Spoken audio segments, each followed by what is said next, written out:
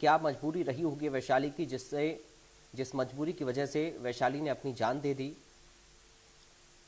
क्योंकि suicide note भी बाकायदा छोड़ा है, एक डायरी में अपनी मौत के कारण को वैशाली ने लिखा है।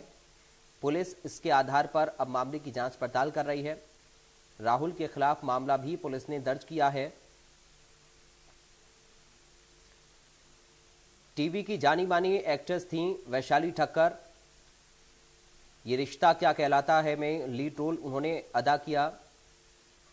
ससुराल सिमर का सीरियल में नजर आई और लोगों के दिलों पर अपनी छाप छोड़ी टीवी की दुनिया से।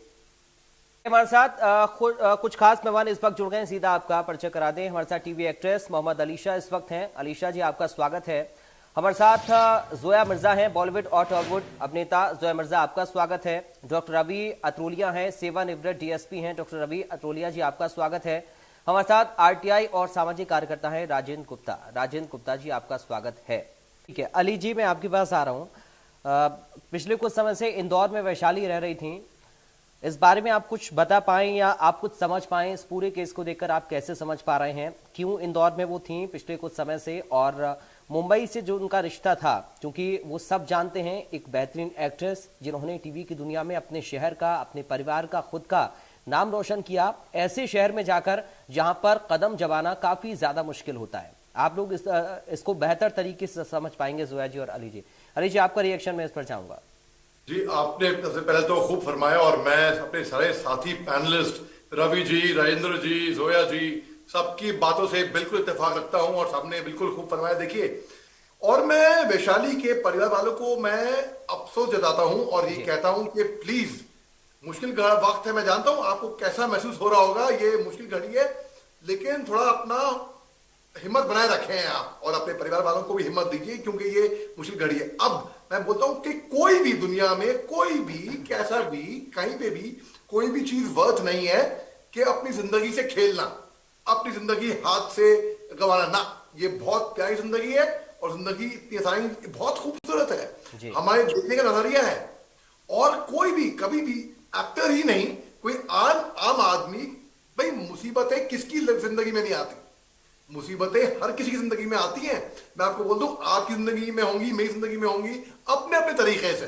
बिल्कुल वैशाली जी के मैं कदर करते हुए बोलता हूं, उनकी भावना, उनकी जिंदगी में बहुत मुश्किलें आई होंगी और एक एक्टर बनना, एक्ट्रेस ही नहीं कि एक्टर बनना बहुत मुश्किल काम है। आप सोचिए, कोई बैकग्राउंड नहीं, कोई फैमिली बैकग्राउंड नहीं, कहीं से अपने आप, कोई गॉडफादर नहीं, आके ऐसे शहर में, ऐसी महानगरी में, अंधेर नगरी में आके एक जगह कायम करना, सेल्फ मेड, ये एक बहुत बड़ी कामयाबी है अपने आप में। तो जब बहुत से कामयाब लोग जब डिप्रेशन से गुजरते हैं तो लोग पूछते हैं, अरे भाई इतने कामयाब थे, इतने रुपये पैसे वाले थे, सब कुछ सितारे थे, सक्सेस था, अब क्यों डिप्रेशन किस बात का? लोग एक्चुअली मिस्टेक कर जाते हैं कि डिप्रेशन अलग होता है और एक सैडनेस अलग होती है। दुख जो होता है वो अलग होता है और डिप्रेशन होता है, it can be clinical depression, it can be medical depression, it can be psychological depression, अलग तरीके का डिप्रेशन होता है। अब मेंटल इलनेस जो, या मेंटल हेल्थ के ऊपर मैं ये बोलता हूं, हम लोग बात करते नहीं है हिंदुस्तान में। मसला ये है, क्यों?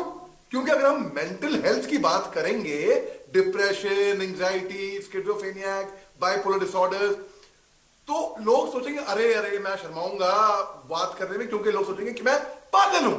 शब्द जो है वो है पागल। कि अगर आप मुश्किल वक्त से गुजर रहे हैं और अगर आपने फोन कर लिया साइकोलॉजिस्ट को, साइकियाट्रिस्ट को, काउंसलर को, या किसी दोस्त से आपने पर्सनली शेयर कर ली, तो लोग क्या कहेंगे? सोसाइटी हिंदुस्तान की बोलेगी खास तौर से, अरे पागल। मगर वेस्ट में आप देख लिया, अमेरिका में ऐसा नहीं है। अमेरिका में हर एक के पास एक फैमिली, एक श्रिंक होता है, एक साइकोलॉजिस्ट होता है जो आपको काउंसिल करता है। तो अगर आप किसी भी परेशानी से गुजर रहे हैं, फाइनेंशियल हो, प्रमोशन हो, जॉब हो, प्रोफेशनल हो, पर्सनल हो, बच्चों की पढ़ाई का मसला हो, तो जी आप बात करिए। आपके और सुनने वाले लोग हैं, कई मर्तबा हम चाहते हैं कि कोई लोग हमको सुन ले, बस इतने के हमको बस सुना जाए, और कोई तकलीफ नहीं। यही सबसे बड़ी हेल्प है। लोग कर्जे में डूबे होते हैं, वो अरे अपनी जान दे देते हैं कि भी कर्जों में डूब गया, आगे क्या होएगा। अगर हम आज प्रेजेंट बड़ा खूबसूरत है, तभी इसको कहते हैं प्रेजेंट। अगर हम भविष्य के बारे में सोचने लग गए तो वो डर नहीं है, वो एंजाइटी है।